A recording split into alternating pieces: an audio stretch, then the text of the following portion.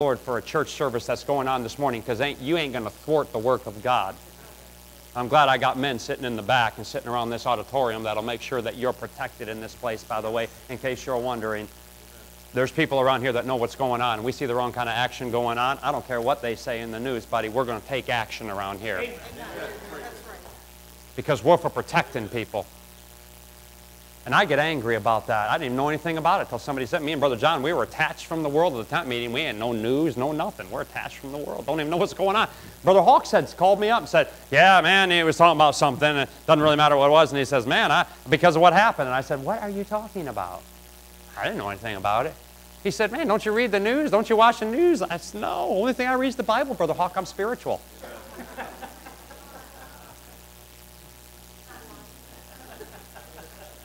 That's a lie, but whatever. I just did my Father's work. But honestly, that angers me. And I know I heard you say it, amen. It angers you, frustrates you. I hate that stuff. You want to know why? It's just all of the devil. It's just of the devil. And I don't hate anybody, but I hate the devil. I'm going to be so glad when God puts a boot to the back of his neck and shoves him off into eternity. I hope it's so stinking hot where he's going. I hope there ain't a flame he don't feel. I hope he feels every single one of them. I pray he's in anguish and turmoil for eternity and eternity and eternity, and that's what he's getting. And I jump up and down with glee inside knowing that's what he's got coming to him, because I've seen all the destruction and all the evil and all the wickedness that he's brought into the world in these many thousand years, and the way that he's spit in the face of God and all the things that he has done, and it's all been the devil's work. But I'm glad I have a Father that's slow to anger, because I'm no better than that guy that walked into that church. And would it not for the grace of God, that could have been you or could have been me that do the same exact thing and have a heart full of hate. And that's why Brother Caston does what he does, trying to work with these young people. You all listen to him.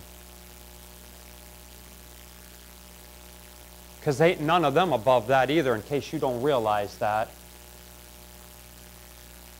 And they need the grace of God and the love of God get in their heart. That hateful attitude, slow to anger. I'm glad God's slow to anger. I'm glad God has there's the surety of his mercy. And I'm just giving you these because I'm done. The surety of his mercy, verses 10 and 11, and verse number 17. Mercy means the disposition that tempers justice, to treat an offender better than they deserve, to inflict less than the law requires. Be merciful because God is merciful. Every once in a while, I don't say let your children get away with something, Dad, but do a little bit less than what the law would require in the situation. Say, you know what, I love you, and I'm going to show you mercy like God shows me mercy. Because when he ought to inflict judgment in my life and justice, which is what I deserve, I'm glad he gives me mercy. I'm glad he gives me grace. You know, they say that there's no word in the English language that really describes the word mercy at all besides for the word grace, and there's not really a great explanation for the word grace. That's what the dictionary says about the word mercy. It sounds to me like there's really only one person that fully understands it, because we don't understand it in earthly terms, but God knows what mercy is, and you're sitting here this morning because of the great mercy of God. So the slowness of his anger, the surety of his mercy, the solace of his forgiveness in verse number 12. As far as the east is from the west, so far hath he removed our transgressions from us. He's forgiving. And then lastly, verses 13 and 14, the scope of his knowledge. Like as a father pitieth, that word pity means love and compassion. It is not this, oh, we think of pity. You know, we see the cat come in and we feel bad, big, puppy dog eyes, or the cat's all wet and we feel bad. We want to show pity. But really God, that word is, God shows us love and compassion. He pitieth his children because he loves us and cherishes us. And look, here's why. Here's why all those things that I gave you. Here's why. So the Lord pitieth them that fear him, for he knoweth our frame. He remembereth that we are dust. Aren't you glad God remembers that he scooped you up? and He formed you out of the dust of the ground, and He breathed into your life the breath of nostrils, you say, no, He didn't. Sure, He did. He just did it through Adam, and that's why you're here. We've got flesh and bone. There's nurses in the room that could better describe what the human body is made up of, but when it all breaks down, do you know what every part of you is? Young ladies, it's just dust. You're putting makeup on dust. It's almost like putting well, I won't say that. I don't know if they know that phrase, but it might offend a couple of them. And I wouldn't be calling them that, but they would take it as such because they're young ladies and they're easily hurt. Preacher loves you. Please wear perfume, makeup, all those other things. Try to beautify yourselves. Even though you don't need any of it. You don't need any of it. But some of those fellows back there need some makeup. Amen. And some perfume.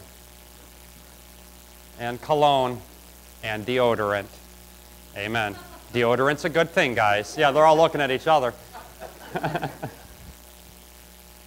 But I am glad that God knows, Brother Caston, that I'm just dust.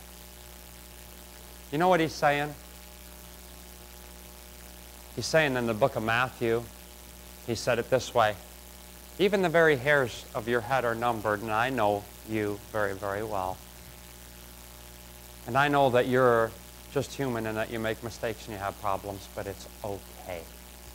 He doesn't make an excuse for it, but He understands that I'm just human.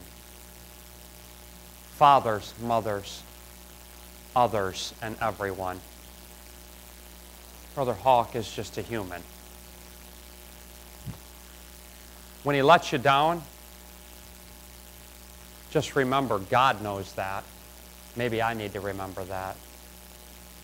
God shows mercy, and God shows forgiveness, and God shows all that. And the best of us are just dust. And if God can do that, I'm sure I can do that. The scope of his knowledge says, you're so good to me, God. I'm glad that you're my daddy. Help me to be more like thee this morning. With every head bowed and every eye closed. Are you saved this morning?